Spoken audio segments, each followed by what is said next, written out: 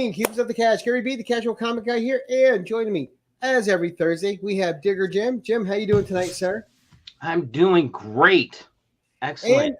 And Jim and I aren't here by ourselves to give John a hard time. We brought a few extra people. First in tonight, we have Ryan, Magic Lasso. This is my third time on this channel this month. I'm sorry. Thank you for having me on. Subscribers going up and up and up. Yeah. Right? Absolutely. And of course, you know him, you love him. He's somehow always got an opinion on everything. Cliff, how you doing tonight, Cliff? I'm good. I've got 2 job interviews tomorrow. It's very exciting. Ooh, congrats. Good luck. Yes. And of course, the man of the hour with one of my favorite pictures ever to put in a thumbnail. John's Comics with Kids. I love that. Bonjour. I hope everyone's doing well. And you know, my kid doesn't have school tomorrow. I don't have to get up early, so we can just go off the rails with this show tonight. The only person that's got real things to do tomorrow, I think, is John. But you know, screw him. I mean, Cliff's got 2 job interviews. I've got my job and 2 job interviews and a wake. It is a bad combination. Ooh, the highs and the lows right there. Yeah. So you guys will not see me on any streams Fridays unless I do a super late night one with Jigs Friday night. You will not see me Friday, Saturday, Sunday.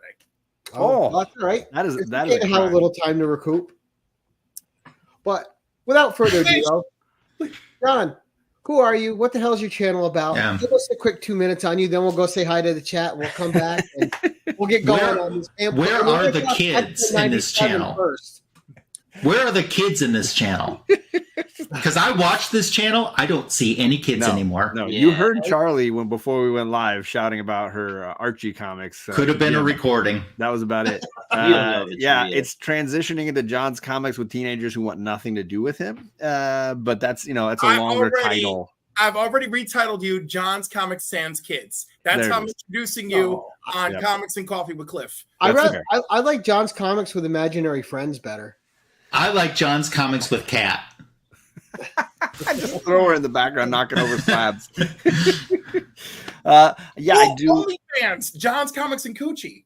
I mean, I don't know that I need it. Just John. Yeah. Just with appropriately placed slabs.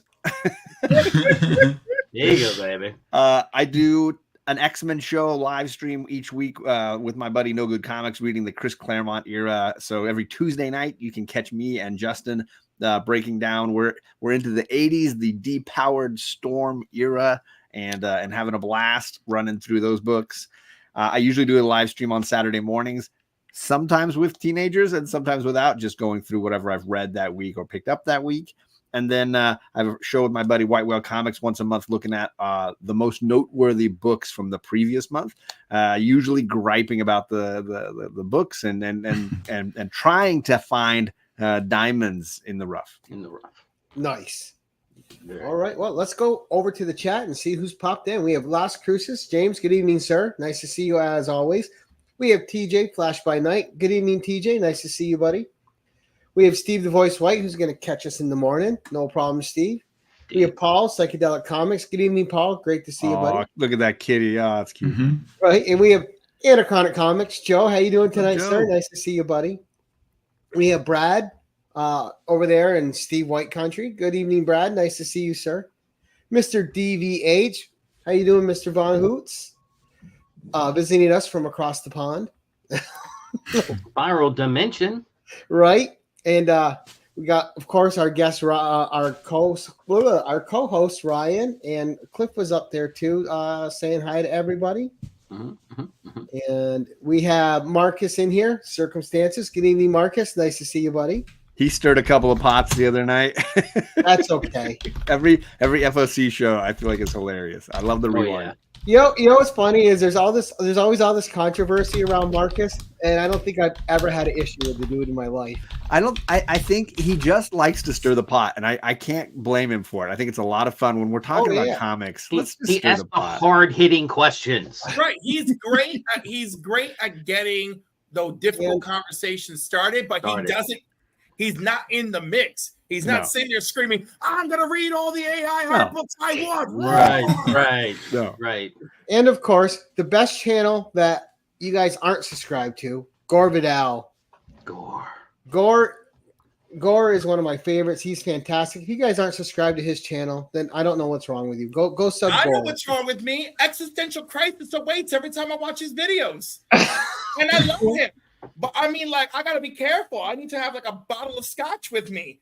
Right? And of course, our favorite comic shop in Canada, Yes. Retro Rocket Comics. Chris, how you doing tonight, sir? The Jackson Roy Kirk. Nice to see you, buddy. Good. We're gonna yeah, thank you. Already getting the dig in on me, Jackson. I appreciate it. Jay Margolis, nice to see you, sir. Hello. Caroline, Miss Lady Fantastic herself. Nice to see you. Congrats on your win last night on the show. She won some bucks off Paul's show. Yes, she did. And Brother John Comics. And Hello. one of my all-time favorite people. The Jerry other John. Jerry the Wizard Jitterbug. Now, if I could get one of my mods in the chat, could you guys please put up there Papa Wheelie's YouTube channel? He just hit 1,000. We'd like to try to keep him over that 1,000 marker if we could. So that's Papa Wheelie. If anyone can add his channel link into the description, into the chat, I would appreciate it. And then Kelly Comics joining us. Good evening, sir. Great to see you. More Johns, all the Johns. Yep, Eddie from the Hey. back. Great to see you, Eddie. Yes. All right, and so as I stated, and I told y'all, we're going to start out talking a little bit about X-Men. And I'm going to go first because it's my damn channel. This last episode, thank you, Marcus, we got boss level Rogue, and it was amazing. Now, one of my favorite scenes, and I thought it was going to get cliche, and it's just a credit to the writing that it didn't, was when she met Captain America and ran into him. That shield goes in the snow, and you're like, oh, here's the obligatory hero fight. And they were smart enough to not do it. They went in there, they had an adult discussion. But first of all, Rogue kicked that shield up like a boss and held it And up. held on to it. Yeah. Yes. And Yeah. Held on to it. her and Cap had a discussion, and Cap's not to the point yet where he's like, well, screw the government. My morals are being compromised, and I'm not going to side Which is side full with of them crap. anymore. Full of Right. crap. If Yes. Bucky had died in Genosha,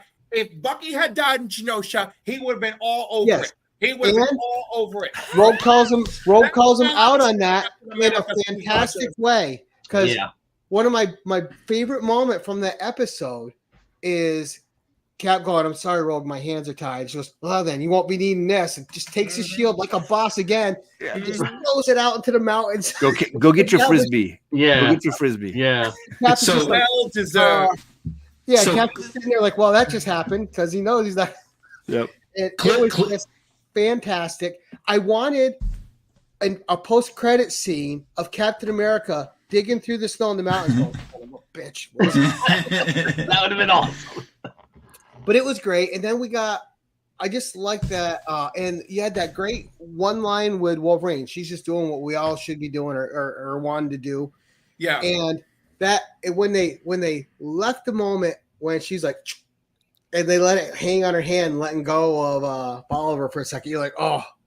And it was just, It's like slow motion. They slowed it down. Yeah. Just to it was a absorb the great moment. Rogue episode. Yeah. But what are all your guys' thoughts on it?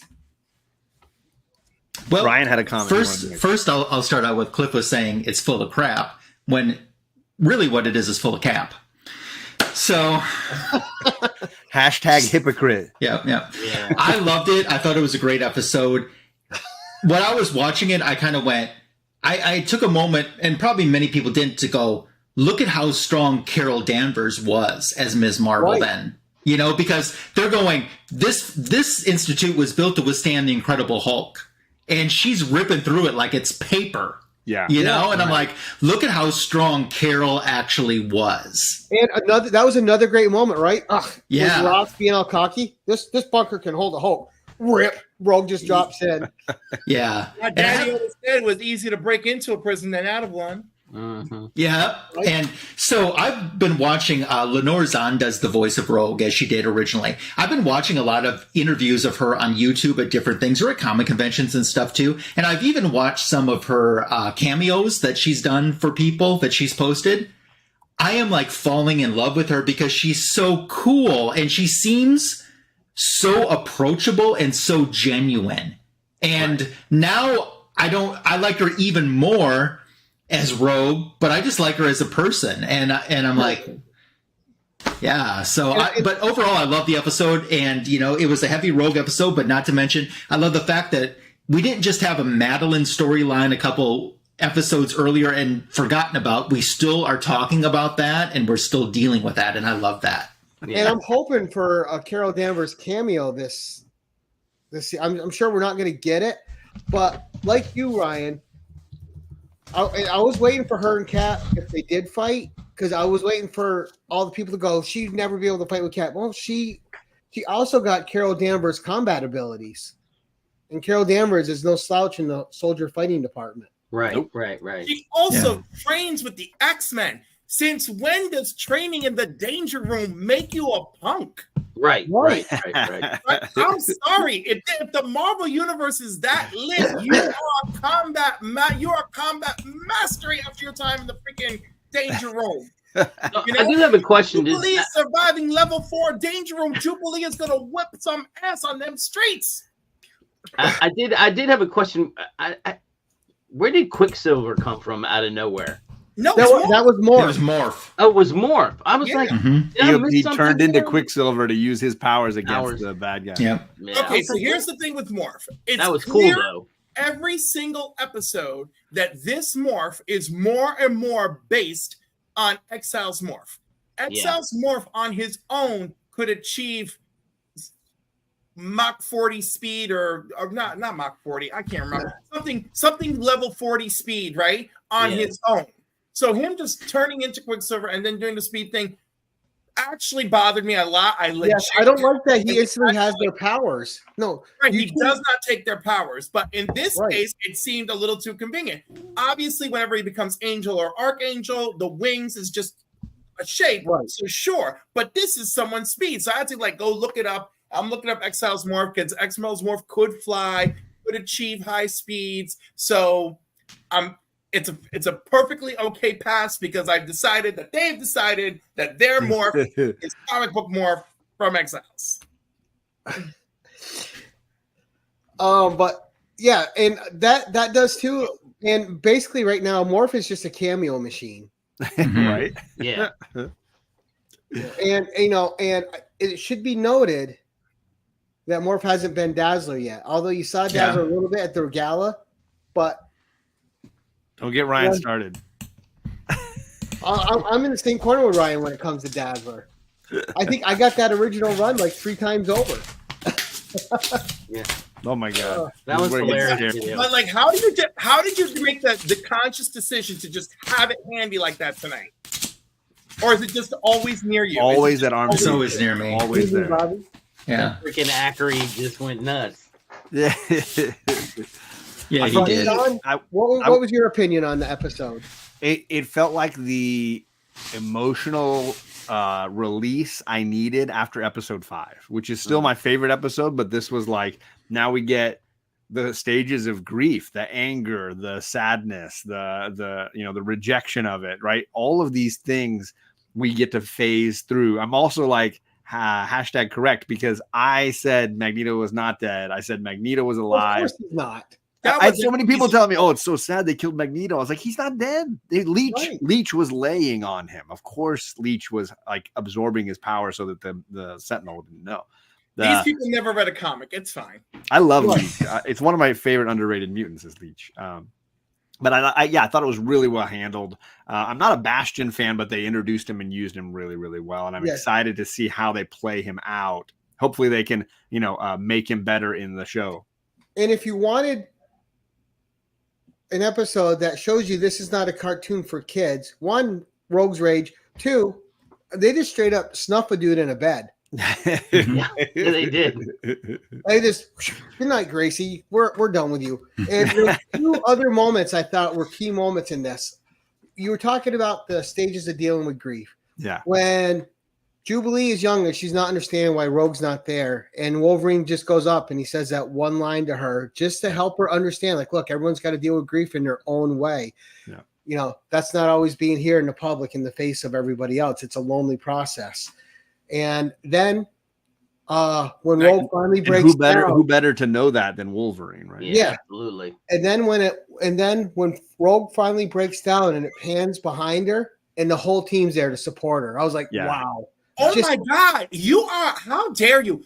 2 pivotal moments in this episode that you're talking about. And Kurt Wagner, Nightcrawler, is key to both of them. And you straight up ignored him in both. I'm not ignoring him. I just haven't got to him yet. No, it's important because if they follow each other, Wolverine lays it down and Nightcrawler follows up with yes, and where Rogue is right now emotionally is dangerous and Jubilee is right to be afraid. Then when Rogue is there with the hands behind her, it is her brother, Nightcrawler, who comes to her.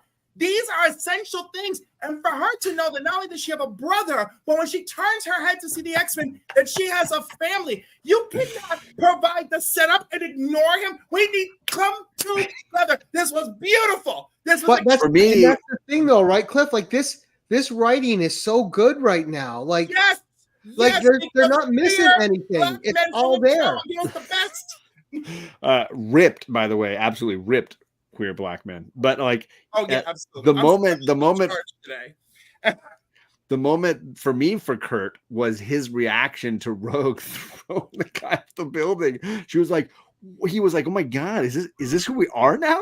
Are we the killers? I was gonna get that too. It's so good. It's such a great moment. He's like, did I just join at the wrong time? And I was gonna get to Kurt, but he got to it. The other character I was gonna get to was Beast. So you take the two, because I was going to do Beast and Kurt together because they're the most empathetic X-Men. Sure. And when you take them to a place where they're going to walk away, it's gone too far on the human side of it. When he left that reporter there, and he says, he'd reached his limit. Yeah, I mean, that was for Beast. That tells you everything you need to know. There's a burn. He burned her in the most artistic way, with the most eloquent language. He just no curse words. Just let me throw the thesaurus at you, and I'm going to use all the bad words. Cliff, what exactly did he say? I don't want to be inconvenient for your son, or I can't remember the phrase. It was something like that. I don't want to be an inconvenience for your pity. Right, something like that. Yeah, it was fantastic. It was so and good. The thing is you all these characters. No sports ball. Get the sports ball out of here. Somebody ban Marcus. Somebody ban. But the writing. I mean, when you're watching an episode like this, you're being shown a masterclass in writing from people who understand the characters. He said, I think Bo said he spent 4 years on some of these episodes, just really thinking them out, what he wanted to do, and you're seeing the culmination of all that thought. And the next 3 that end it are supposed to be even better. I'm like, that's what he says. And he says that he had designed the season around this 3-part finale, and he pitched the series with the concept of episode 5. Yeah. As a sort of analogy or connection to 9/11. And then the last thing I'll bring up is just that quick little Cable and Scott moment. Yeah. And because they didn't have time to be father and son then. There isn't time for that. And also Scott and Jean coming closer together again. Like she can't hate Scott for falling in love with someone he thought was her. I still think it's ridiculous, her attitude of how do you fall in love with that? And he's like, it's you. It's your quote. It's you. It's literally you. I don't know what you expect. She's starting to understand that. And I didn't even know that it wasn't you. It wasn't like I was like, oh, I picked one. Or the disappointment on his face when it's Emma they bring up and not Matt. Oh, yeah. Yeah. Oh, okay. So B said, I dare not waste any more of your tolerance, Miss Tilby. That's what he said when he walked away from her. Sorry, Chris. Sorry, I was just getting going here. But I also love that not only episode 5, but now with the discovery of Emma and the rubble, the connection to the Morrison tragedy on Genosha, the way they're basically tying in that instead of a Cassandra Nova attack, they're tying in a Bastion attack or whatever this Sentinel attack was. Right. And then her secondary mutation appeared in that moment where she can go into this diamond form, and they've utilized it really well. I think that was a beautiful connection across several story arcs. And then you got to see how she's going to play into the next episode. I don't think they introduced her for no reason. Right. All right. So, John, we're here to. It's a 10-1-1. Let's see. Oh crap! I have to bring books. I forgot. Right. I know we had to talk about it, especially with you. Oh my gosh! I'm so glad. All right. Well, I'm gonna. I'm gonna make Cliff really happy here at the beginning. I wrote X-Men fan ? Because people showing up here expecting a ton of X-Men books might be disappointed, but I got Ryan here and I got Cliff here. I'm gonna go in a slightly different direction tonight. Why does Cliff get to go first? I was just wondering. Because I don't actually have a Wonder Woman book here, but I know he's a Silver Age DC guy. Oh, Cliff is? Cliff is. And Ryan isn't. Okay. I mean, Ryan is secondary. Okay. You guys not here. The beef started here on this show. Yeah. I'll make this very easy. The older one wins. I'm 46. All right. And I got you beat by time. You're 46? My God. How do you not age? No children. That's fair. Yeah, no children don't do it. So I want to talk a little bit about Nick Cardy, who I think is one of the greatest DC artists ever, and an absolute god. And Mira, Black Mantis, Ocean Master, involved in the creation of basically the entire best parts of the Aquaman universe. Yeah. And did it with an absolute stellar level of quality. And that cover is amazing. This is my favorite. This is issue number 37. 37. I mean, there's a ton of great ones I could throw up at the same time that are just all. But look at how the coloring really makes those issue covers pop too. Yeah, just really, really stellar, phenomenal artist. But this is the one I wanted to share. That one's amazing because it captures the fear and despair in his face. Yeah. Like, there are artists today that have trouble doing that. Right. Well, and look at how her body has like actual weight. You can see it weighing on him, and you can see the way it hangs off her arm, the way it drapes, and then of course the background and the way the foreground is in his feet, and he's just stellar. Here's the thing: I don't even like Aquaman, but I collect Aquaman books because of Nick Cardy, and that's it. World War II veteran, 2 Purple Hearts. He was in a tank battalion. Why? Because as an infantryman, he did the artwork that was for the 66th Infantry's patch. Okay. And they liked it so much, a general spotted it and wanted him in his group. So he moved him into the motor pool because it was the only available spot. He ended up becoming a tank driver and was injured twice in 2 different events, driving tanks in World War II in Europe. Thanks for bringing me over. There you go. I thought I would pull a Ryan and give you background history beyond just the talent on the page. So do you get other Cardi stuff besides Aquaman? Like, he's really associated with Teen Titans, and I know that's a group that you like. I do love the Titans. I have not gotten any of his Titan stuff. I haven't found the right books at the right time. I ended up buying a wonderful Aquaman lot from my man Big Will at one point. And I was like, if you come across Nick Cardy, I'm happy to take it off your hands for you. I don't necessarily need the keys or even necessarily want the keys. I just want the artwork because I can just, every one of his pages, I've never been disappointed. Right. And it's hard. Like even today, like in Cliff Touch, you don't see emotion like that in a lot of covers these days. No. Yeah. Yeah. Really he just nailed it. I've yet to see a Nick Cardy cover that I was disappointed in. Yeah, we're in the portrait cover phase where everything's like you got dressed up for your finest portrait. The art germ phase, you could call it. Yeah. Yeah. Not that I hate art germ. I've got a bunch of his Catwomans that I still think are his best works. But you can't compare. It's just amazing. And yeah, I agree. Jackson Roy Kirk, I don't read these books. I look at them, but I'm not reading these books. Right. I'm not an Aquaman fan. I just love the artwork. I just can't get enough. And again, if you like those movies too, all of those characters are Nick Cardy / whatever writer creations. Like he clearly was the originator of Ocean Master, Black Manta, Mira. Other than Aquaman himself, all of those characters came out of, because he did the first, I think, 40 or 50 issues of Aquaman. He drew and did all the covers for all of them. Yeah, he is. And I like the trade dress of that age too on that. The trade dress is really cool.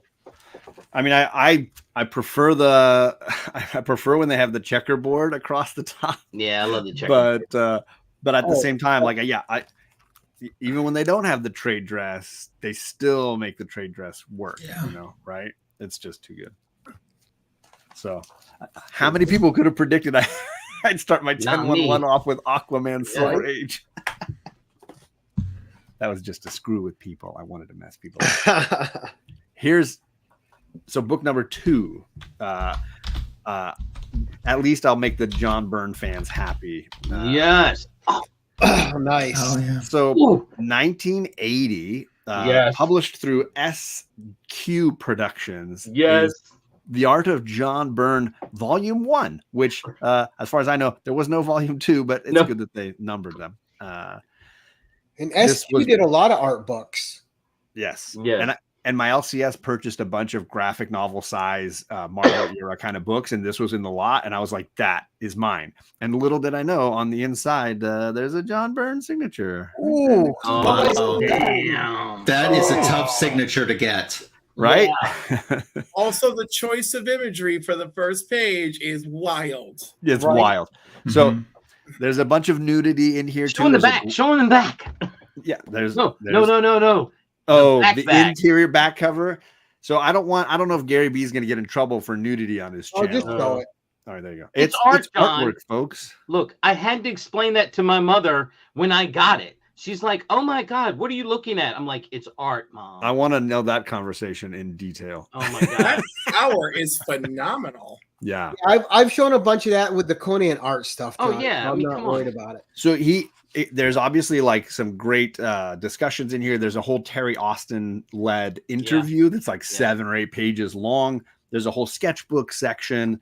And then there's this story that Digger Jim is talking about in black and white. It's like a sci-fi Adam and Eve sort of inspired story. There's no words or anything in None. it. It's not a single all word. Visual. It's beautiful. It's amazing for sci-fi fans and anybody looking for. I'm gonna skip the sex scene storyline stuff, but really some really great drama. Some really well done pieces, and again, totally silent, really, really well handled. It gave me sort of 2001 kind of vibes. It's really well handled. And really it's funny too, because some of our favorite artists that just did what people consider regular comics, they don't know that they've ever done spicier content, right? And most of them have, especially with independent books. It even has that back cover that I showed real quickly. There's a centerfold, a color centerfold. Where there we go. Of a lot of these Marvel characters that people might love. When that came out, I mean, a huge John Byrne fan. I'm a huge John Byrne fan. Him and Perez are like top. Yeah. Top. And when that came out, I had to have it. I don't even remember how I got it, but I got it and was like, this is art, Ma. This is art. And I think I had heard of it back in the day, but I don't know that I ever found a copy until about a year and a half ago. My LCS got all these great graphic novels, and I just sort of picked through and pulled out. And this was one of the first ones I saw. Hey, Brian. I don't know if we can count this as an X-Men book. I'm trying to be, a little bit off the cuff here, a little bit wild with my picks. Oh my gosh. Great book, though. Yeah. There you go. Right. Something a little different. And when I saw that signature, I was like, okay, now we're on another. I got to get this book. And now in these days, it's hard to find those SQ books. Yeah. They get so destroyed. I don't think people took the time to get the larger size magazine bags and boards. And so a lot of times they never bagged and boarded them, and they just fell apart, Well, yeah. And if you do find them, you usually got to pay a lot of money for them. TW is pointing out the fact that John Byrne is still doing his own version, self-publishing, and just putting it online digitally. You can read if he were to write and continue the X-Men, what he would have done. It's like an Elseworlds kind of vision, if you really want to look at it that way. All right. Number 3. This is for Digger Jim. Why does Digger Jim go ahead of me? I'll say, Ryan, you're not even second. I'm not even second. Ryan, I don't know that I have anything for you. Oh, well, that's just wonderful. No. It was nice being on the stream tonight. I'll see you guys later. I didn't bring a Wonder Woman book for this. Okay. If it makes anyone feel better, when I did the 10-1-1, all the books were about me. There it is. That's how it should be. Who's in the big screen, Ryan? Who's in the big screen? Yeah, in the big screen. There's a wonderful story behind this Golden Age. Ooh, wow. I don't collect Golden Age. I have an Archie book that I joked with Digger Jim about, but it's not. I can't claim ownership because it's my daughter's. I used to, a few years back, do a game show every once in a while on my channel called Comic Gories. And my buddy DS would come on, and he has only about a short box of comics in his personal collection, but they are absolutely incredible books. And he would routinely win the show. And this was one he played one night that I have an affinity for soldiers and for our veterans. And he showed this, and it instantly brought me to my great grandfather, who was a member of the soldiers who fought in the Battle of the Bulge. And I was just like, wow, that is just one of the best war covers for a comic that I've ever seen. Yeah, that's gorgeous. And it's got a metal detector on it. There's Digger Jim right there. Now I have to find it. So every time he showed this or posted it, I would comment on it. And every time he saw one for sale, DS would send me the link like, hey, there's one on eBay. And I was always like, it's a little beat or whatever. So a few months ago, or less than a month ago, he sent this to me. DS was like, I was clearing some space in my collection. Like, you should have this book. And he just sent it to me, knowing that I'd been watching for it. So it's the exact copy that he shared on the show. And I think he said he was upgrading his anyways, hopefully. Absolutely amazing cover. Yeah. So this was 1954, Russ Heath cover, Joe Manley and Russ Andrew, Joe Sinnott and Harry Anderson on art on the interior. Well, just a couple names, huh? Yeah, a few people you may have heard of. But yeah, absolutely just incredible Golden Age war cover. So yeah, I try not to dabble in Golden Age. I'm worried that, like Lady Fantastic, it's going to become this habit that you need to keep trying to itch. Right. There is a Navy action cover that is the Battle of the Pacific for me, or maybe the Storming the Beach of Normandy, depending on how you look at it, kind of esque cover that might need to join this at some point, that has the same nostalgic kind of familial experience just looking at it, that I may need to add to this. But we'll see. Yeah. That's gorgeous, though. I mean, if you got a Golden Age book, that's a great one. I peaked already. And I got one, and I peaked. Caroline's saying, "Don't do it; you'll never go back." See, yeah, and Lady F, she's been getting some banger Golden Age books. Yeah. Absolutely incredible. Yeah, she's not playing around. Low grade is your Low grade's my friend in Silver Age too, sir. I mean, I'm not a hater anymore. And the way the Bronze Age prices are going up, it's going to be that way for Bronze soon. There it is. Okay. Uh-oh. I'm going from the most respectable book maybe that I'm showing tonight to the most ridiculous book that I'm going to show tonight. All right, let's do it. And if anybody on the panel knows why I collected this, I'll be super pumped. But I have a feeling that nobody, and maybe somebody in the chat will know. But let's talk about some classic Green Lantern Flash Faster Friends Part 1. Oh my god! Well, for starters, it features some Golden Age characters, so that was what your lore was. Sure, there it is. There it is. And yet more DC on the X-Men fan ? Guys top. There's a lot going on in that cover. It is. I've read it. It's not good. I don't doubt it. So nobody in the chat, does anybody know why I would collect this book? I will say I'm gonna still try to find this book in Spanish. I have it in English. I've never even seen that book, so I would have no idea. I think you might have, and you may not have realized it. So this is the comic book repeatedly shown on the TV show Lost.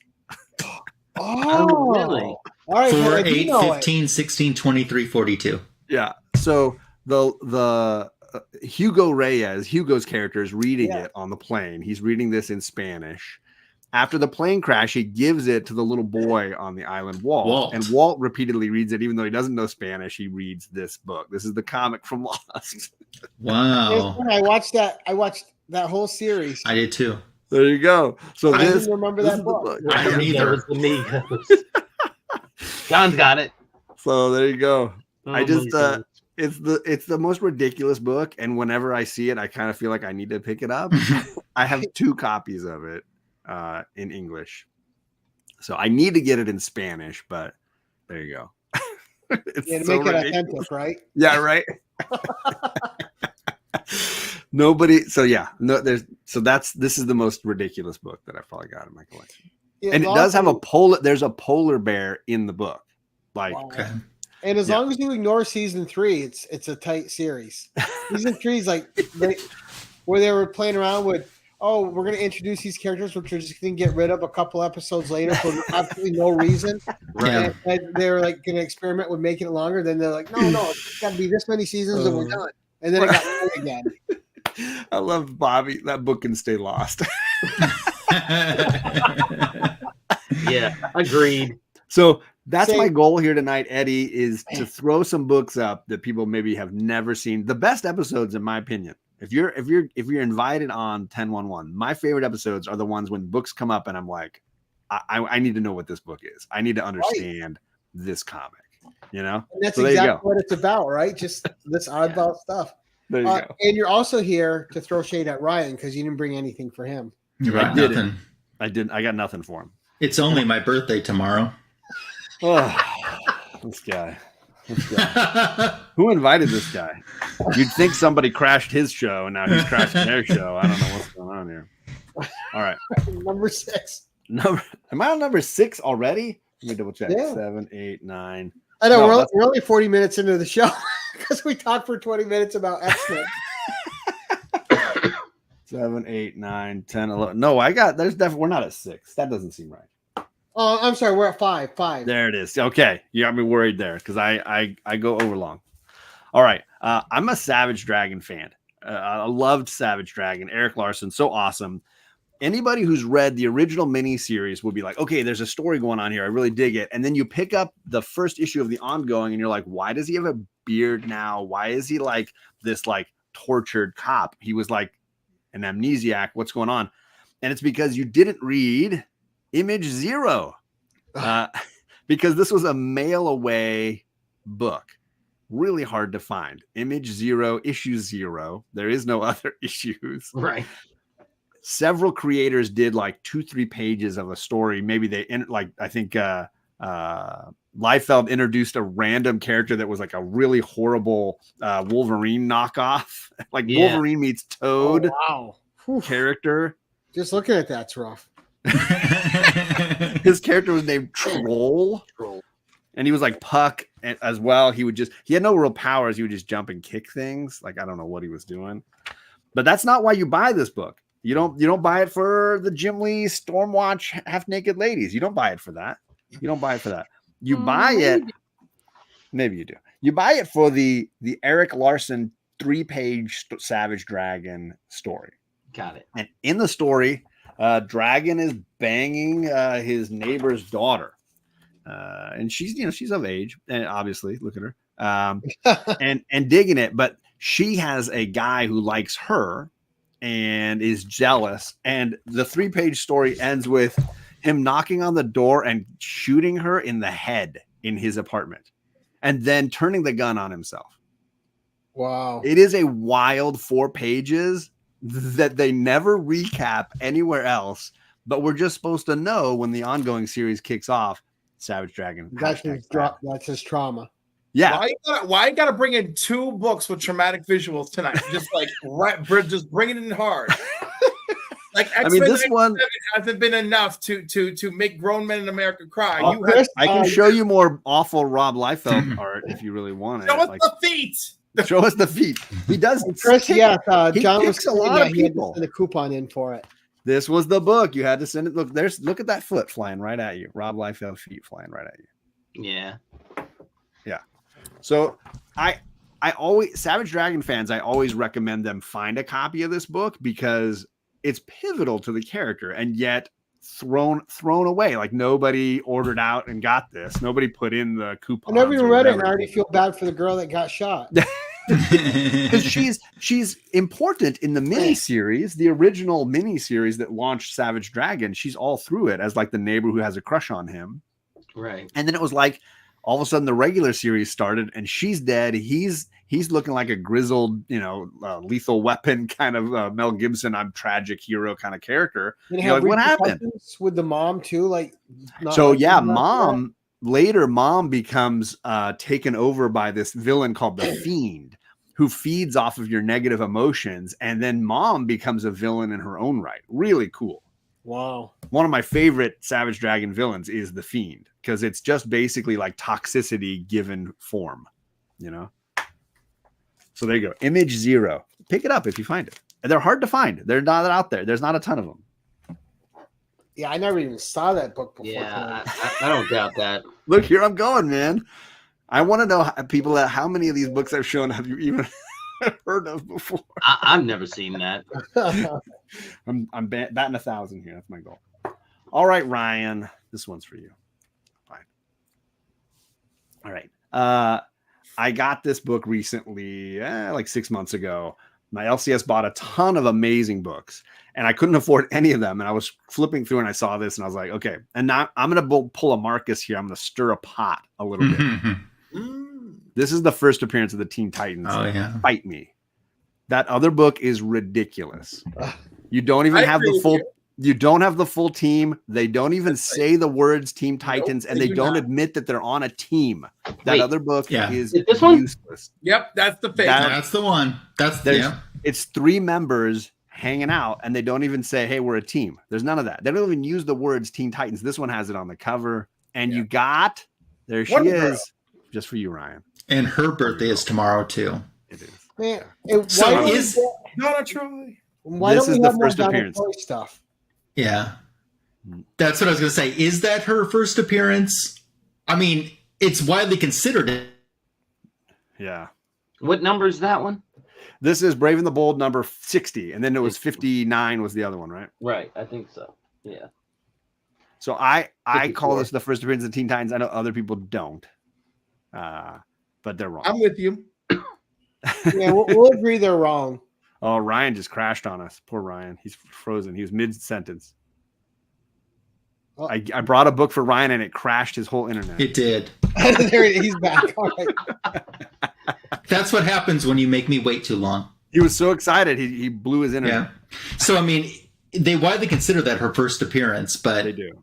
is it or isn't it? Because the Wonder Girl that looked identical to her before then essentially was supposed to be Wonder Woman as a teenager. Right. Yes. And she's had lots of little retcons along the way that have kind of like changed her origin in different ways. Yeah. But I just saw this book and I was like, okay, yeah, that's the one I'm going to buy from this collection. It's not in the best shape. It's got a nice crease right down the center. But I was like, the colors are good. Subscription crease, yeah. And I just was like, I need to get this. I need to get this book. You must have got it from Anachronic Comics.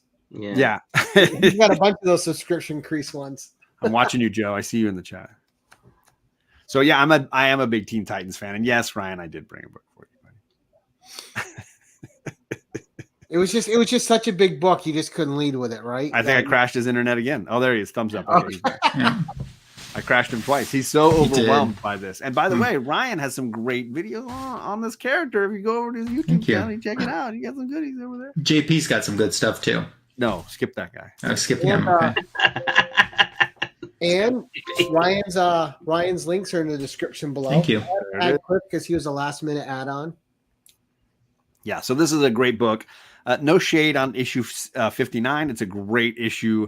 It's great seeing Aqualad, Robin, Kid Flash all together. Yeah, but it just isn't the team for me. Like this is. So who's your favorite Teen Titan though? Of this crew?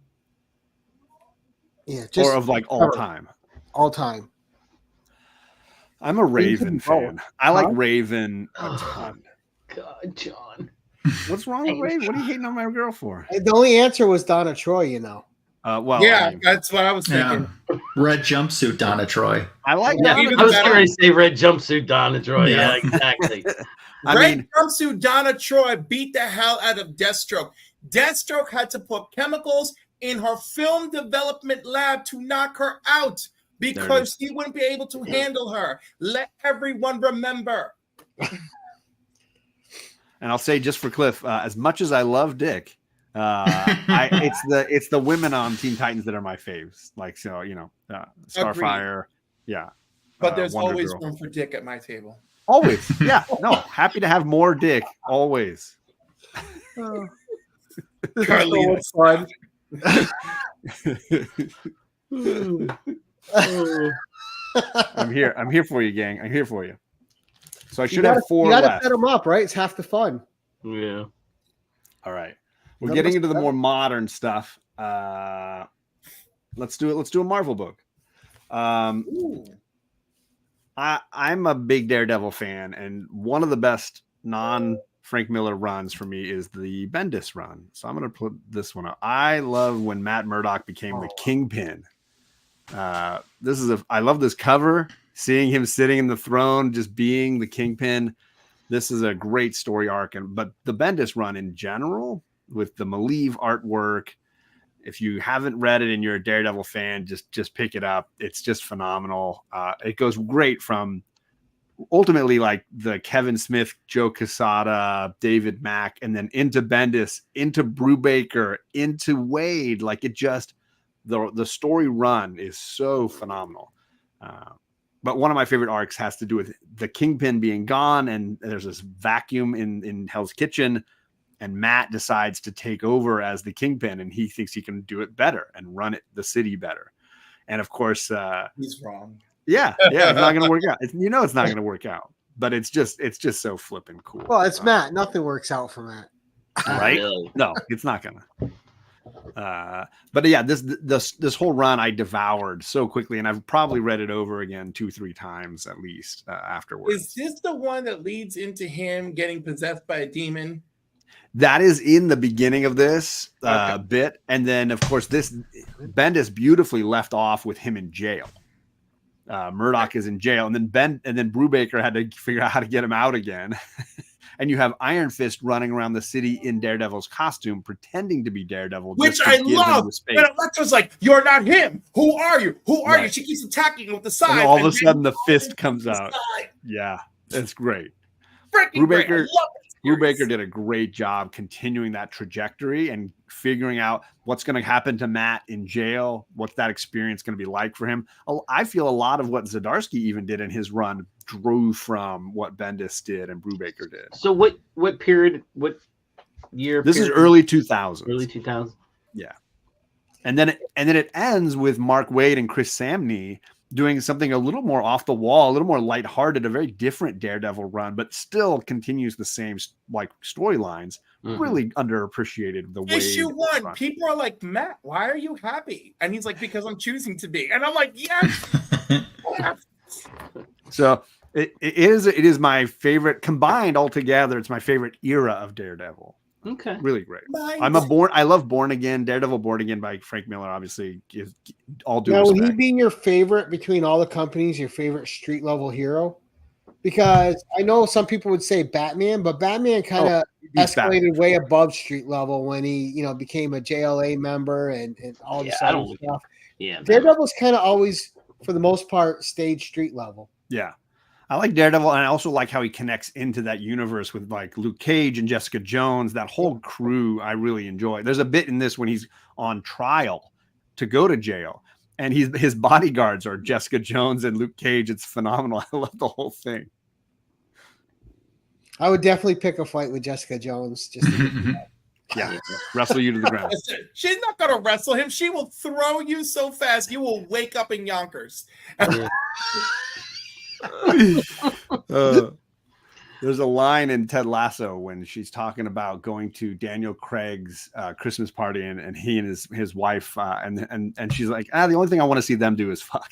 And it's like, that's all I want from Luke Cage and Jessica Jones is I want the X-rated comic. I just want to see them Right. This one's gonna bang. Well, Like, those that's early fine. issues of Jessica Jones are really close, aren't they? They really are. And then Because there is that one pinup page. Oh my! Alias OnlyFans, you have to have Squirrel Girl walking in on them by accident. right? You're like, I came to babysit. Nope, gotta go. Oh, my bad. That's funny. Yo, that episode where she fights her way through the mad streets of the city to get to the baby at the mansion. Oh my god, that was yeah. so good. Yeah, I think she's a really. I mean, Bendis in general, early 2000s Bendis, you just don't top. Like, I love his new Avengers run. That original run of New Avengers, so great. Alias, of course, Daredevil, really great. Jessica Drew I has will only give him so much credit because we are teetering on Trigger Jim, Triggers Cliff territory. Because I almost said something, but I was like, I don't want. John needs to enjoy the show a little bit. In that new Avengers run where Jessica Drew, like everyone's just so attracted to her because of her pheromones and like yes, the I whole love that. making her a sandwich and even The Sentry storyline. Carol Danvers liking Spider-Man. Hey, he did everything right except do those two ladies justice. Yeah, but I love that Carol Danvers and Spider-Man have a connection. Yeah, but very much like Black Widow, he's like, or Black Cat, he's like, when she figures out how young he is, right? It's not as much of a turn on anymore. He's the same age as Cyclops. Like, I do not understand the logic here. He doesn't age the same as the X-Men characters. He's kept in a jar. He is still older than Buckethead, and Buckethead is still younger than him. I'm sorry, Buckethead is Nova. No. Oh, okay. Yes, which The is Dick his official Rider. nickname, by the way. Yeah. The other. It's perfect you mentioned Carol, because my next book is my favorite Carol Danvers cover. I just got her first appearance the other day. Very pumped on having that book. I love the character, all her iterations, so phenomenal. Mark Brooks slayed this Secret Wars variant. That is good. So good, isn't it? I love it. He's got Binary in the background. Come on, the Ms. Marvel with the little sash. Yeah, that's my favorite right You there. read the Kelly Thompson run, that 50 issues? I loved what she did with Binary. So good. I'm like, wow, we can have them both. This is and it made sense. It was great. Yes. So I saw this on Tony Sanders' The Hunt. He played this book once, and it was like, okay, that's going on the eBay watch list. Now I got to find this sucker. I think that's one of the few covers I don't have of her. What issue is that? This is issue 5 of Secret Wars. It's the Midtown Comics variant by Mark Brooks. All right, I'm gonna have to look that up. It's just gorgeous. Because I have a whole short box of just Carol covers. As you should, sir. As you should. So I love the character a ton. The Frank Cho run I think was really fun with the Brood, where it's Ms. Marvel. Of course, the original Claremont Ms. Marvel run. When I saw this cover, I was like, it's got all of them. It's got all of them. Rushes to eBay. There you go. I get it. I saw this. What's funny about that issue 5, right? The A cover is the variant that people are chasing because of the Deadpool teaser trailer. Yeah, exactly. And they're idiots. You get quite a few Carol Danvers covers. There's a few I have doubles of here. You have just that one Virgin one with her taking off in the space. Yep. And of course, Mark Brooks, just an absolute phenomenal cover artist. Yes. Just absolutely great. And I think one of my favorite Carol artists are the Dodsons. Yes. Oh my gosh, the Dodsons do such a great job with Carol. Absolutely. Agreed. Actual Dracula, what's going on, man? Adrian. All right, 2 left. See, I'm happy Carol Danvers was in it. All right, where's the Spider-Woman now? Where's my Jessica Drew? I know. This is my for Gary B cover here. As a Conan fan, this gave me Conan vibes, even though it's technically a heavy metal homage cover. Here we got Murder Falcon. Oh yeah. Oh, nice. This is the War Master Bolt thrower homage variant. If you don't know Murder Falcon, firstly, go buy it. Like, I don't know what's wrong with you. This is Daniel Warren Johnson. Never read it. It hit me in the feels, so I don't like it. Freaking Mark, man, from Legion of Comics sends it to me and says, read this. And I was, because as soon as I said I'd never read it, he's like, I got it. I got the trade coming to you. And I read it, and I'm over here just weeping like a baby. My wife's like, what is wrong with you? I'm like, it's a comic book. It's a comic book. It's terrible. And she's like, but why? And I was like, but in all seriousness, it did affect me a lot because of, at the time, one of my good friends son was dying. Sure. And I was just like, damn, why did he?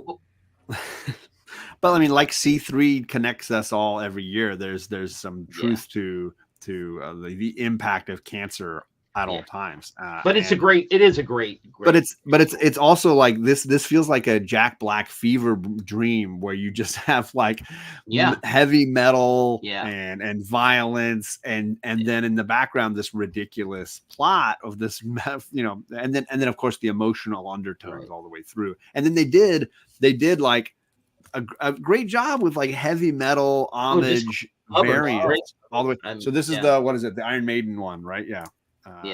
There's some phenomenal covers on it. I love that they used, it wasn't just heavy metal. I mean, they had guys over there with violins and their character would come out, and it was just, I thought Gary would appreciate the bloody sword cover. Oh yeah, definitely. And like I said, I've heard a lot about it, never read it.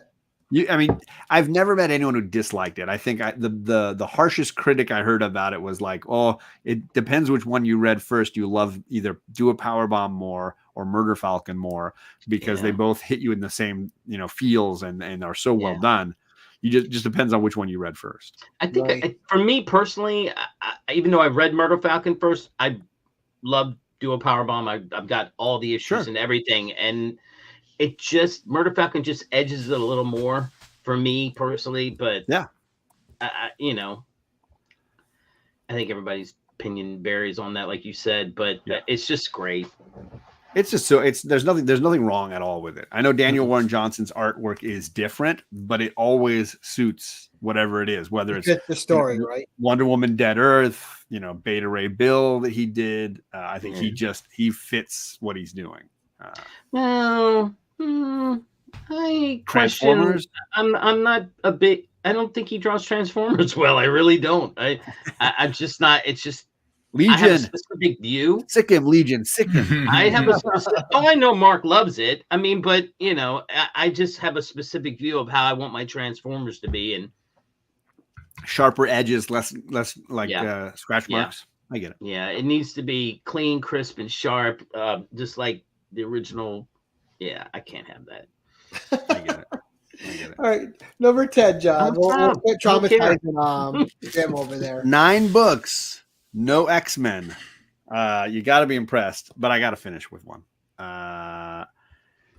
This I reread this annual in one of the Omni X-Men seasons. I think it was 3, and this Bill Sienkiewicz vampire attacks Storm. I forgot how flipping amazing. Vampire attack Storm. This is Dracula. Yay! Notice the focus. Put him in the background behind the smoke. He's not important. Right. I remember reading the What If Wolverine Became King of the Vampires storyline, which builds off of this as a kid, and then I found this annual later and realized what it was bridging from. Of course, Bill Sienkiewicz on art. This is just an absolute banger of a comic on all possible levels. The fact that they made this an annual shows like where annuals ranked in history at that time. Like, it is such a necessity to read. Like, this is a necessary reading. It's so vital. Yeah, back then I always read. Even now I'll buy annuals and read them, but now, like, usually they're just like throwaway fluff pieces. They're so misused now. They're like test runs for artists. Like, oh, we'll just give this artist a shot and see what. They're so very rarely like necessary reading. And this book is phenomenal. All the dead guys down below. And a good orange background too. And Storm just being like a boss with like blood dripping down her face and Kitty Pryde in her arms. I'm just like, yes. So immediately after reading it for that show, I went online and found the lowest price 9.8 with a buy it now and was like, done. That book's coming right. Nice. And I don't own a ton of 9.8s in general. I'm not a although there's like 2 right behind me while I say that. I'm generally not a grade snob. What's that? You were doing the Secret Wars in 9.8 too. I did the Secret Wars, yeah. I sense a liar. Hypocrite. Hashtag hypocrite. Yeah. Turn to the other side where we can see the lower grade ones. Yeah, let's go that way. There's the Green Lantern. There's the Sinestro. Yeah, you don't see the 9.8s. I'll cover the cover. Look, there's no cover. Doesn't matter. So yeah, this was an example of rereading something as an adult and being like, this still hits on all the levels for me. Right. And means even more knowing Bill Sienkiewicz and what he would go on to do, knowing how early this was in his, mutant art phase. Like I was like, I had to get it. I had to get another copy of it. Nice. So there you go. So it did give you an X-Men book at the end. I saved one. There you go. Yeah, Mark, I agree. Annuals were way better in the old days, and you should go back and read a lot of them because I think you'd be impressed on your favorite runs. And they'll even on the Marvel app, they'll often get skipped. They'll just give you chronologically the individual issues, and you got to search out the annuals. Stupid because they're still comics. Why not just slot them in chronologically where they fit? That's just my feeling on it. Whatever. I'm with you. There's a great annual that probably not a lot of people hunt down in a 9.8, but this idiot.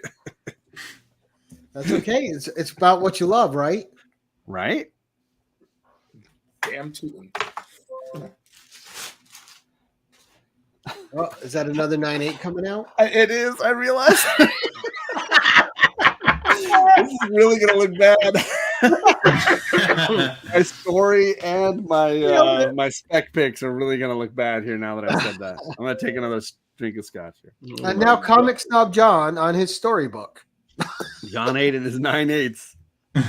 John's 9.8s. There you go. John's comics with 9.8s. 9.8s. Yeah, there you go. Oh, that's a whole different kind of story. I prefer 10.0s. Go big or go home, right, Cliff? Well, my slogan is always 7 or better. 7 or better. So good. So let's do a story. Credibility. Yeah. No, there's no Joe. Right? Exactly, Joe. So this book was stupid hot. And deservedly so, because it was hot for the right reasons, that it was not just like, oh, this property is going to become a movie. It was, the story's really good and people latched onto it. And my daughters were young enough, and this was age appropriate, perfect for them in 2019, that they were like, I want to read this book. It's really great. So we found a trade, we read it, we were really interested in it. And then Nat, the comic queen, had a copy, and she's like, the girls would love this. I know it's a hot spec book and it's going way up in value. I'm going to send it to John. I was like, wow, this is an amazing gift. I'm going to press and clean this and send it off and get it slabbed. It came back at 9.8. And I don't think even to this day, it's a real super common 9.8 book. Strange Academy. It's Kanto. Kanto. Shout out to David Boer, who is just one of the nicest creators. And I got to hang out with him at WonderCon. He was at the LGBTQ booth. They had a booth just for creators who were LGBTQ plus. And he was there signing books. He gave me, I bought a blank sketch variant for issue 1, which there's only a few hundred of. I've interviewed him twice. And not only is he just one of the most down-to-earth, just amazing creators, not only is he super talented, and the final arc, the end of Kanto, comes this summer, so everybody should be ready for that. He genuinely remembers me every time he sees me walking around a con. Like he doesn't just like, oh yeah. No, he's like, John, come here. Mm-hmm. And he knows, like, he lives up in, he and his partner are living up in Big Bear, which is near me, and I go up there with my girls all the time, and he's always like, hit me up when you're up here. If I'm up there at the same time, we'll go to dinner or something. He's just one of the absolutely most phenomenal people. And I cannot, if you find him at a con, by the way, he's writing Ghostbusters right now. The Who you gonna Ghostbusters call? comic that everybody loves. It's a spin-off from the new film. He wrote and is continuing to write Dungeons and Dragons based on the old animated show that we all loved when we were kids. He's written 2 arcs of that, and it's been absolutely great. He wrote Firefly, several arcs of the comic for, I don't know if that was IDW at the time. Really just an absolutely amazing talent and just one of the nicest, absolutely amazing people.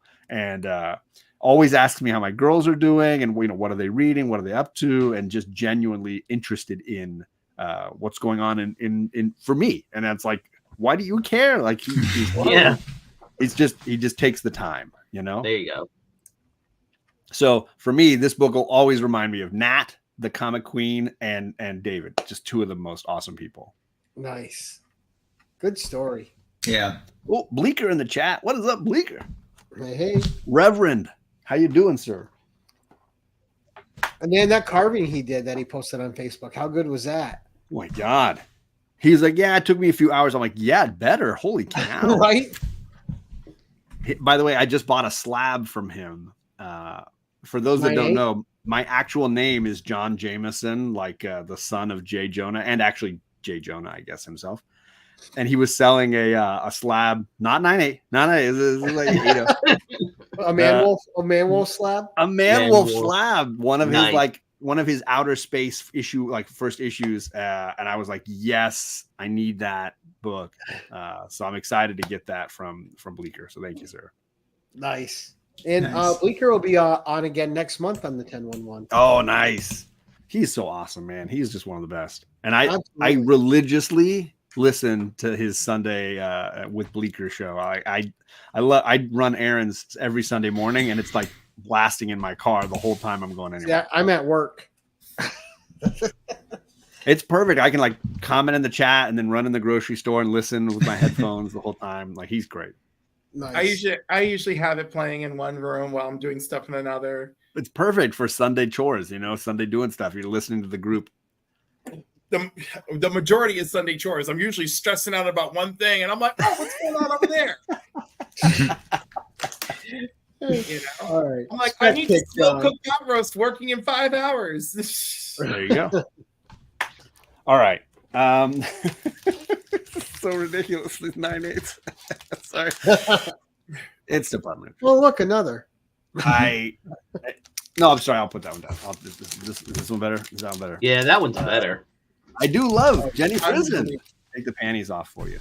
Yeah. I think this is my favorite Tinian piece. I think it's just such a phenomenal idea, and the variants in and around this comic are just wild. Whether you like homage covers, like they do some phenomenal. Fear and Loathing in Las Vegas, yeah. So good. Or just like the really creative concepts behind the covers are great. And they do, the stories are buck wild and like heart wrenching sometimes and mind blowing other times. That Bigfoot one, that was nuts. Oh my gosh. Right. Or the shooter, the one was basically commenting on, school shootings was just absolutely wild. Yes. And then shout out to Izzy. I bought this during C3. This is a great cover that he did. It's great. Signed by James Tinian. It's got a little. He included the COA, and then his own. He stickered it up closed when he finished doing the cover. Nice. It's a great series.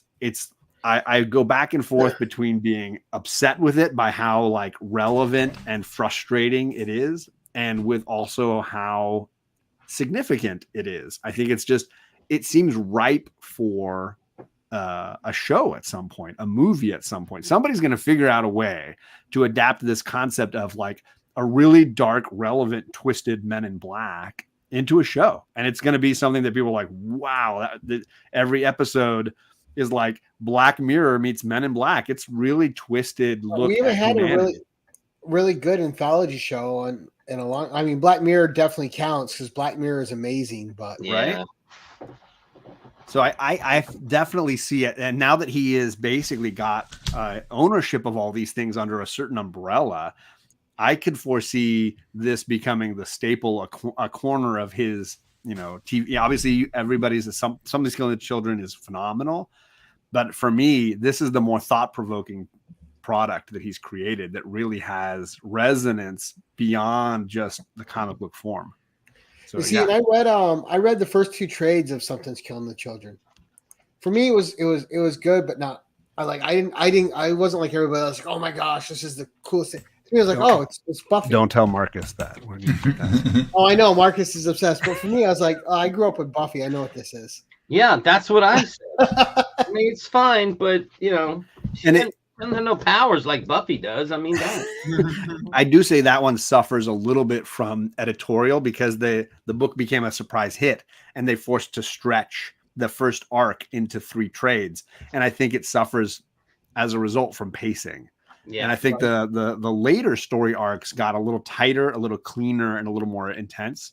But Department of Truth, I think, just it almost could do one-shots and tackle a bunch of different things and be kind of wild conspiracy theory crazy. Well, great covers on that series too, though. All the different covers in that series are amazing. Like the art, you can't argue with. The art has been great, and the most expensive 9/8 for issue 1 is the Something's Killing the Children homage cover. So getting a really high grade copy of that is tricky. It's basically just recreating cover A from Something's Killing the Children 1, but instead of Erica, it's the Lady in Red. Right. And I have another sketch variant for this that I want to get somebody. I haven't decided who I want to get, but I want to do Mystique turning into the Lady in Red. That's what I want. Yeah, that's cool. Doing. I just have to pick the right artist who can get me into their commissions list. But that's what I want to see is like Mystique screwing with history by being a conspiracy theorist. Wow, that would be great. Oh, you just pick the right artist. Which she would do. It's very in keeping, right? Yeah, that's with her personality. Destiny's just telling her what to do, right? Yeah. In the background somewhere. And you can even have her at the organization, like as an agent, and then picking up cases where she wants to go infiltrate. Right. Definitely. Absolutely. It's coming back. It's in the previews for Phil. That's awesome to hear. I've basically been just reading it in trades and then buying the covers that I think are the best. So my man, I Got Issues, Chris, was clearing out a whole lot. And that's how I got almost all of these variants from him. I was just like, just give me all the Department of Truth ones you want to get rid of. I'll take all of them. And I just went and snagged all. I was like, yes, that one's great. That one, just send them all. Just send them all along. I love all of these, So I snagged those covers when I came. I don't see a John Carpenter's The Thing homage in there, so I'm not really. They do a ton of like great that's maybe it's just an Image thing, or maybe it's a Tiny thing. Like he just does really great homages. Yeah, Dax is trolling us again. Oh yeah, let's get into that. Jackson is the best troll on the internet. He's the best, yeah. But no, great books, John. There you go. I don't think anybody could have predicted. I tried to go way outside the box, and there you go. Yeah, but it's good because people see that you have a variety of interests, that you're not one note. I know I love my X-Men, but I love other stuff too. Right? That's the thing. There's so much great stuff out there. Like even everyone's like getting all into these new universes, which I'm not, because you got to draw the line somewhere. I'm like, I'm already invested in the universes I'm in. Sure. These may be amazing, but financially and space-wise, I can't get into more universes. Right. You have to be strong, Gary, and realize that you're reading the garbage, burn a line in the sand, and pick up the good stuff. No, it's not garbage to me if I'm enjoying it every time I read it. Are you enjoying it, or are you lying to yourself? Because you got to ask those real questions when the book is in your hand. Yes. When I see Raven become Trigon for the 1500th time in my lifetime, am I enjoying this, or is this garbage? It's garbage. And then I pick up Ultimate Spider-Man, and I love it. Every time I get a new Carol Danvers book or a new Jessica Drew book, they're the first. They're among the first reads when I get home. I'm like, How much did you enjoy the last 2 issues of Spider-Woman? I adored her team up. It was great. In her commentary with her motorcycle and the guys and this, and what an emotional beat when she sees that family on the train, and you just see her really missing Jerry, and there's nothing she can do about it. You know, and I like that this new series with Jessica Drew is kind of taking it back to where, you know, she was always a darker character with a lot of pathos. Her first series has a lot of horror in it. And, you know, a couple, you know, and just to see that they're bringing Jerry back more prominent, like they gotta take it back. I want to see Porcupine come back, because I thought the Dennis Hopeless runs were really good too. I thought he did a great job with the character. The last run before this was good, not great. It went a little too jokey for her, where she's, you know, there's certain aspects of it I loved, and other aspects I'm like, no, just don't. Some of the people that work at Marvel got to get away from everything being a one-liner, where they're setting up a one-liner joke. And I like that they're not doing that. Like when the humor's in this one, it's fitting, but most of it's about a mom trying to save her child, and it's great. And dealing with the fact that nobody else in the world remembers her kid but her right now.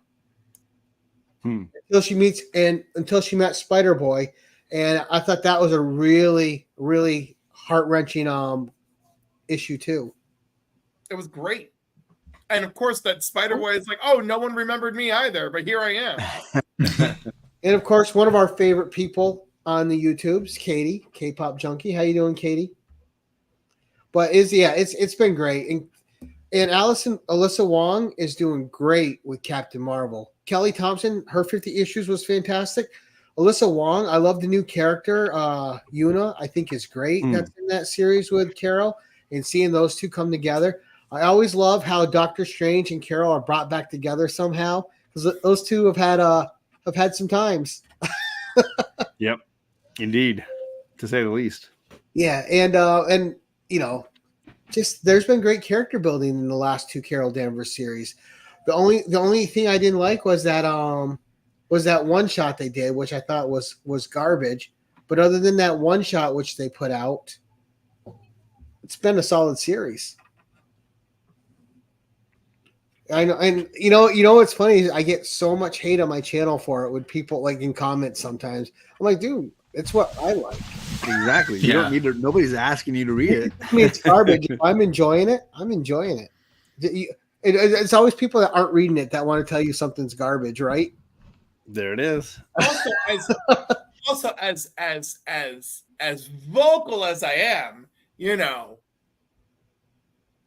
read what you love. Yes. Well, yeah, that's why when you say you need to throw, I'm like, no, I'm legit enjoying what I collect right now. In fact, it's just everything that I collect right now is really strong, and I'm having a good time with my books right now, where like I'm getting them and I'm excited to get home, and sometimes I'm just reading them in the car before I even drive home. I do believe that perhaps you're experiencing a touch of Stockholm syndrome, but I'm going to let you have Spider-Woman because she deserves it. Well, I fell in love with Carol through Chris Claremont and a lot of the binary stuff, and then led into his original Ms. Marvel run. So for me, like I have that as my baseline. And then from there, whenever I would catch an arc and read a storyline, it was always like predicated on how well does it connect to what I considered to be her origin. So that's why I like the Kelly Thompson stuff. It felt relatable to that. And when we're talking about writers, Kelly Thompson's a writer that doesn't get enough credit. Whenever her Black Widow series was fantastic too. Like whenever she's on something, yeah, it's good. Like she understands. She takes the time to understand the characters. And another series, Elena Casagrande on that art for that Black Widow, that was so good. I've even hit her up on Instagram saying, if you ever start printing your digital prints of that art and start selling them, hit me up. Like I will buy a ton of them. But yeah, I was upset that it ended with issue 15. I'm like, this has been a really great series. She doesn't sell her original art for those books, so she's never done like the monoprints where they print one. Because there's a couple like for some X-Men artists that I've like Lucas Wernick that I've hit up that sell them. They'll print one of one and they'll sign it one of one and they'll sell it. But she hasn't done it, and she's missing out. Like I would buy a ton of that Black Widow run. Oh, it was great. So Adam Hughes covers on that run too. And, yes. But and then the whole marriage thing and all that. Oh my gosh. So much happened. Brainwashing. Yeah. Yeah. And a great use of, that her whole like spy universe, like a great plug into that whole universe. Bucky showing back up and yes. Yeah. Yelena. So good. All good. Yeah. More of that. For sure. Yelena was great in that series. Yes.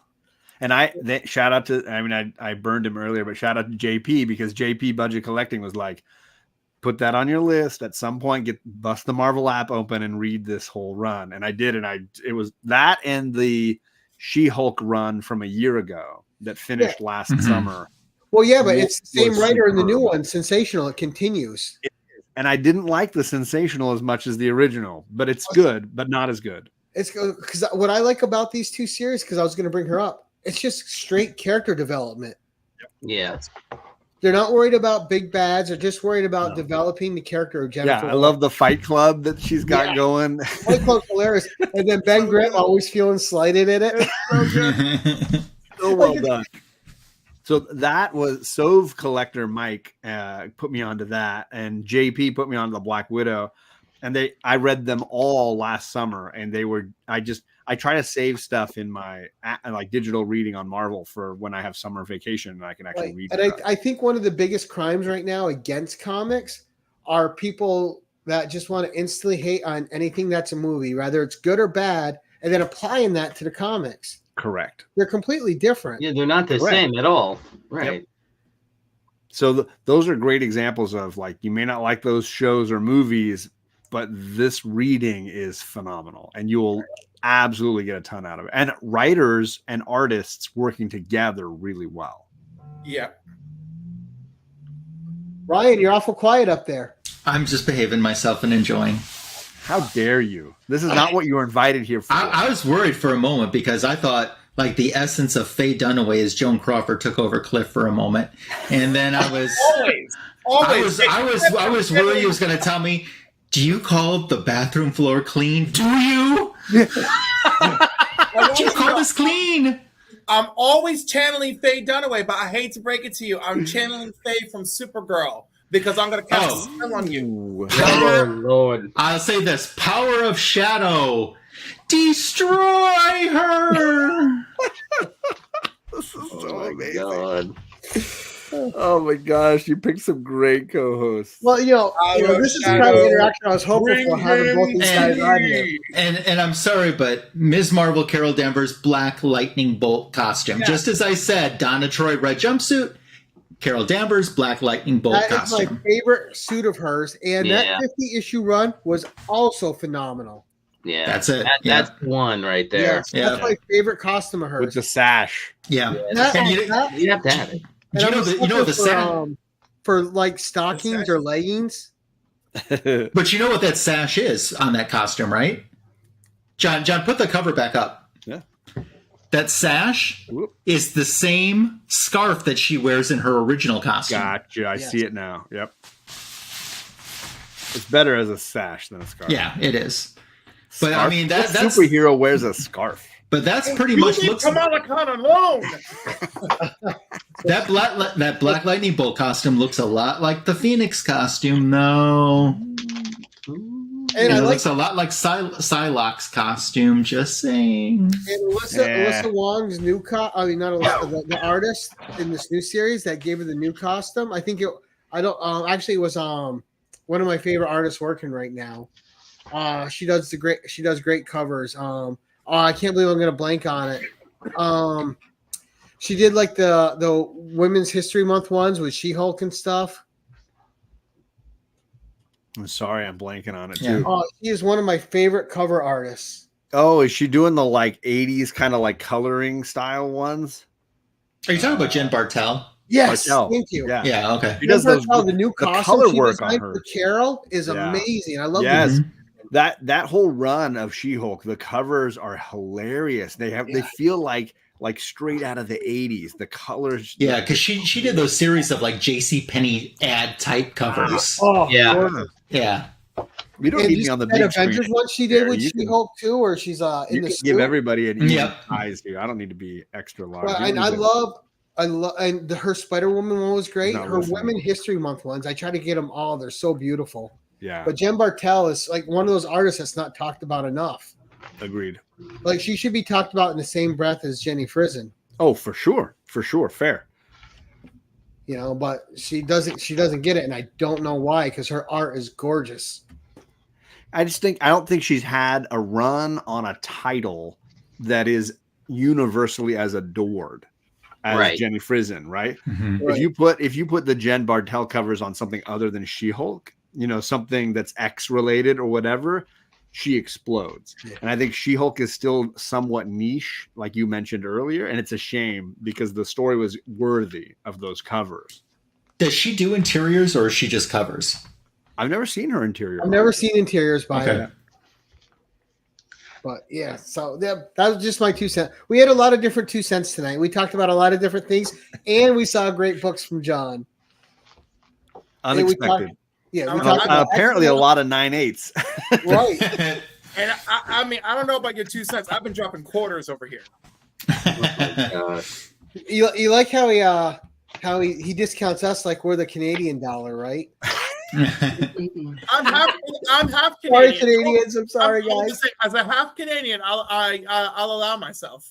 Well, and Jim is finding all those like valuable coins when he's going out every week. Jim's gonna be rich. He's gonna find like little bits of sapphire and the same Yep. stuff. He's gonna be like, "Oh, look at this! I was a piece of metal, but it was attached to a little piece of sapphire." Here's a kryptonite piece. Yeah. Yeah. Jaronite. It's called Jaronite. Did you know that? Because the guys, the scientists that discovered it, like he is like, "Oh, this is the chemical compound that they used in Superman Returns," and so he got it. So he actually got it named, and because his last name is Jaro, it's Jaronite. They named Why it- not, right? Yeah, they named it after him. It's really funny. Unacceptable. So Jim, let us know when you find those Cliffback pennies. I will. Oh my God! When I rule the world, first of all, I'm getting rid of pennies, but the coin with my metal face in the back. Oh, I can't wait. And a cliff bar on every corner, and every children shall have a hobby. We're gonna do that thing now where I go around and I ask people what's coming up. Ryan, we're gonna start with you. Seeing John was so dismissive of you tonight, we're gonna give you the spotlight first. Thank you. I appreciate that. So what's on my channel already, back issue of the week YouTube short, Gary, I was recently talking about this on your channel, but this week I did a tribute to Trina Robbins, which tied into Wonder Woman. So she did a Wonder Woman miniseries in between Volume 1 and Volume 2. So I talk about that on my back issue of the week. I have a comic book editions video, which is an all Dazzler haul. And there's some stuff in there that I think that either you might never have seen or you see very rarely. The French ones, Yes, the French ones. That's what I'm Yeah, I talking went and about. watched it too, and I was like, "Wow, I've never seen that." Yeah, so I think that that's fun. If you like Doctor Doom especially, there's a really cool Doctor Doom Dazzler cover on there. So that's on my channel already. Coming up, we'll have another Fanboys live in the Retro Review this Sunday. We are retro reviewing Madame Xanadu, which has absolutely nothing to do with Olivia Newton-John. I'm out.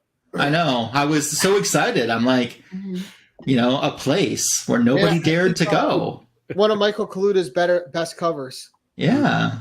So we're doing Madame Xanadu for Fanboys Live in the Retro Review this Sunday night on my channel, 8:15 p.m. Eastern, 7:15 p.m. Central, the greatest DC comic show on YouTube. I'll have another back issue of the week YouTube short, I do every Monday morning. There's another comic book editions video coming too. So that's all in the work, and John and I might be collaborating on something soon. If he's still talking to me after tonight. I was gonna say after tonight. No. Well, I said might. Might. We're going to announce it and then announce the cancellation of it. Immediately following. Yeah. Well, just Thanks, hold Bobby. on. Wait till you get the check in the mail, Ryan. See what that is. I will. Yeah. Right. All right. So, Jim, what's coming up for you, sir? Man, I am going to be mower Jim this weekend, so it'll be no digging. I have like 30 bags of mulch, and I have to get.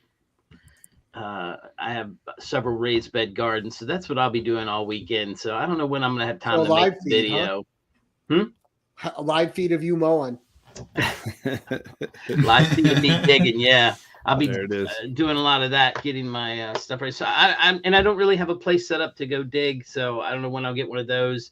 I am thinking about doing. I did this show one time. It was called "Can You Dig It?" I'm thinking about bringing that back. That's cool. It's like, can you? And it uses the guy from The Warriors. You know, where he's like, there's a scene in the movie The Warriors where he's like, "Can you dig it?" And so I use that as the opening clip, and it's just. It would be sort of like a comic review, but I don't want to give too much of the story away. So I would talk briefly about my opinions on what I read and then say, you know what, I enjoyed it, or I wouldn't bother. And it'll be some of mine. 5 years old, but I don't want to spoil it. Well, some people may. If some it'll be new, some it'll be old. Because I do still pick up new stuff as well. So. We'll see. And I will say this. I love messing with the YouTube algorithm because I just don't care. And they tell you not to do these things, but I do it anyway. I had a friend that came over when she was went to England. She knows I'm a big soccer fan. She brought me these British Premier League cards. So I will be doing pack rips. There it is. They will be coming up as shorts, and I love it. That's fantastic. So screw the algorithm, man. I really don't care about that. I change it up. When I do my shorts, you'll see like digging shorts for a while. I'll do a pack rip. I'll do comics. And I think it throws it out of whack because it doesn't know what to do with it. Like, where do you stick this? Got it. Are you a digging guy or are you a comic book guy? And you tell them where to stick it. Yeah, pretty much. So I'm okay. I know where I'm sticking it. I like to have fun with it. So. All right, now, Cliff, besides your 2 interviews tomorrow in Awake, what's coming up for you? 2 interviews in Awake. That sounds like a TV show. Right? My life could be a TV show, that's for sure. But that's my weekend is. 4 weddings and a funeral. I love that movie. And a doctor's appointment in there too. Like, we're gonna get. I prefer the weddings and the funeral than the. Well, I had to cancel going to a wedding because of the funeral. Which I did it in good time. I wrote to the couple on Wednesday. I'm like, I'm so sorry, but this way, Wednesday before Saturday, either they can call the caterer and cancel my plate, or they can tell someone to bring a +1. Either which way, right? There you go.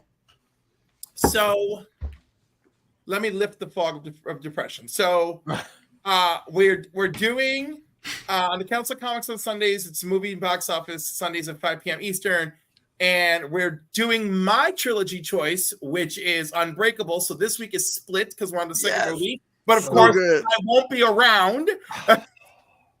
So I'm furious. But I trust the boys to get it without Unacceptable. me. Monday, I'll be back. And we're doing it's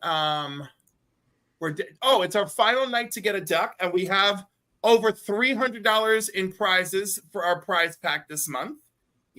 Which includes Ultimate Black Panther #1, B cover first print, Night Terrors, Detective Comics #1, 1 in 25, 9.6, and a whole treasure trove of other comics brought to you by me and Sam and Phil and Seabizzle and Green Shirt Guy. So yeah, it's full of stuff. If it's not a 9.8, I guess I don't want it. So. Yeah. Oh yeah, no one. A 9.6. No one wants this. No one wants this. This is just a throwaway prize, right? Yeah, gorgeous. No one wants this. Gorgeous. Awesome. Yeah, look at the DC logo right in here too. I love it. It's so freaking cool. It gives me Dia de los Muertos vibes. Absolutely. So obviously this is front and center for our prize package. There's even an X-Force #1 thrown in there. It's crazy. So Monday, everybody's got to have a couple of those. Does it have the Shatterstar card? We don't know. We didn't. We actually didn't look. We just want the person to be surprised when they get it. I just love it. It could be. It could be. What's his name? It could be Deadpool. It could be Sunblock and what's his name? Sunblock. Sunspot. I want the screen. Sunblock. The Gideon. Sunscreen. Yeah. That guy's always throwing shade. All right. Yes. Okay. May 3rd. Oh my God. Friday.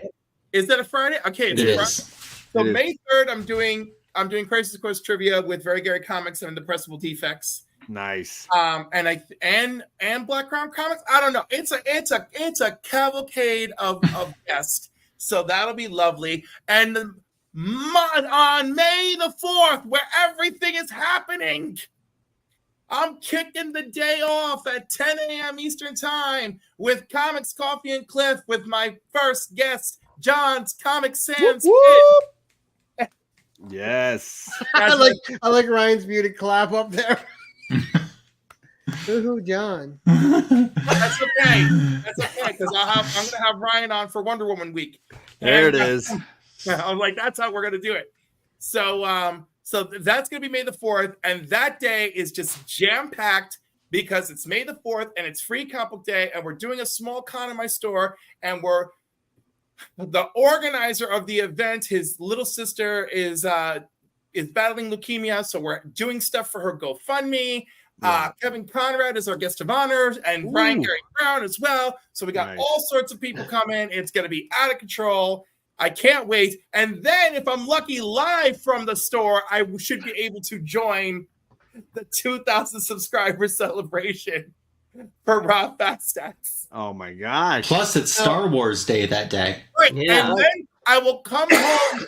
I will come home to relax with a nice cup of coffee in front of the television with some food that I purchased outside the home and watch A New Hope as I pass out. In that order. I need to get Cliff on a 10-1-1, but he does the whole episode on helium. I mean, good Lord. Talking that fast, but all helium. The amount of work this man puts something in. like that. I'm too scared to do something like that. You put in the work, man. You put in the work, Cliff. It's amazing. So he's got a couple things coming up. Also go check out some of my latest videos. They're actually doing very well. I'm very excited. All right. We'll get to John in a second. So coming up for me, we have Comic Mag Musings this Tuesday. Nice. Which will be another fun show. We're gonna have Bub on as a co-host. So that'll be even more fun. Amazing. Some great one-liners going on there. And then we have Milt on to kick off May on a board game edition of the 10-1-1 on the second, where he's going to come on and do a 10-1-1 with board games. That's cool. Yeah, that's fun. So we're going to have a little bit of format, and just to throw a little shade on John's 9/8. Oh, look at that. Is it a storm cover? I'm in trouble. Okay. No. It's Black Cat. I saw white hair and I was like, God damn it. Well, John, if you send that one out and you get a 9/8, I want to know. There it is. Because I know it's one of the best storm covers ever. I've got a small box going of just my favorite storm variants of the last few years, and it's just been like, at some point I'm gonna have to re-CGC and sign up to just send all those in. And what's coming up for you, John? While we're on you. Sunday, I'm doing D&D over on White Whale Comics channel. We're back for that. Tuesday, I'm hosting the X-Men. We're reading issue 191. We're in the midst of a really bizarre storyline where a dude found a necklace in New York Harbor and is now taking over the city and turning it into Dungeons and Dragons. It's a very actually Conan-inspired storyline where Kulan Gog, the villain? Yeah. He has taken over. His spirit was in the necklace, so he has become, now into our world and taken over, and then transformed the Avengers and the X-Men into iterations of themselves in dark times. So you get a lot of scantily clad women. You get Captain America showing all the leg.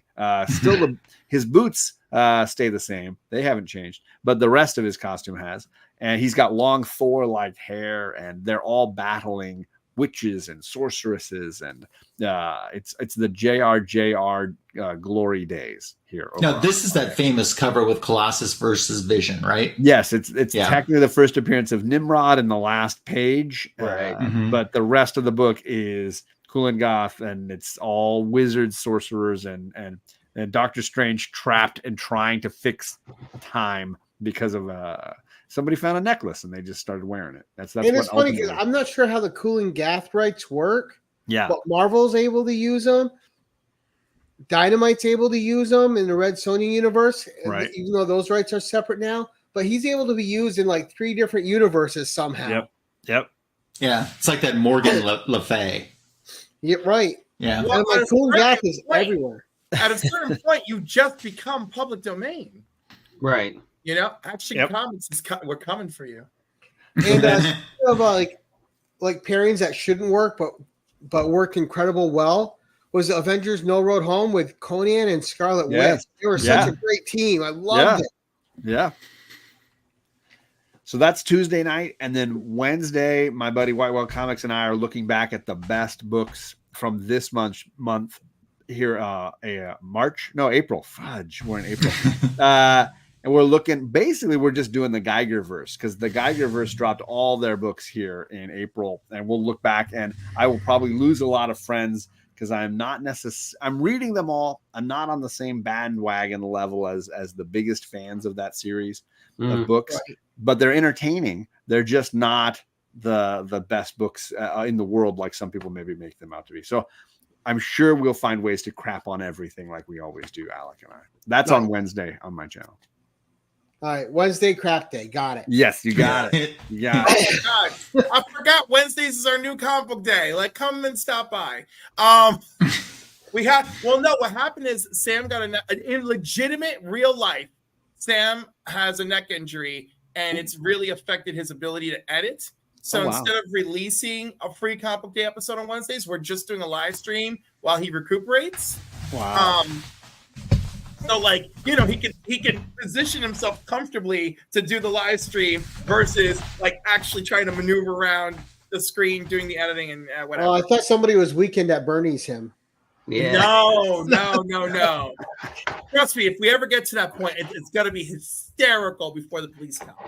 So, we're doing that, and we have a separate giveaway going for that. But I think I'm just putting that out there. Obviously, Wednesday nights are jam-packed. Please spread the love. Nice. All right, and with that, guys, as we like to end all these things, first I'm going to say thank you to all my co-hosts. Thank you guys very much. Always a pleasure. And doors always open. Goes without saying. To my always returning guest, John's Comics with Kids. Thank you so much, John. It's always a pleasure to have you on. It's always informative. It's always fun. Next time, wear the suit that you have on in the thumbnail, and the things will go better. I'll bring the beret and the scarf, and I'll talk in a French accent. I'll get the cigarette and the thin mustache, and we'll make it work. And now I'm going to have to go through different negotiations to get Ryan back after you threw all that. Yeah. My contract's going to get renegotiated here before the next appearance. Right? So yeah. But thank you guys all so much. I really appreciate it. Really fun, really awesome episode. And of course, they're not as much fun without a great chat. We had an awesome chat. So thank you everyone in the chat who stuck with us and had a great time with us. And this was a 10-1-1 plus episode. Yeah. So it was fantastic. It was a lot of fun. Thank you, everybody. And as we like to end these things, keep it casual.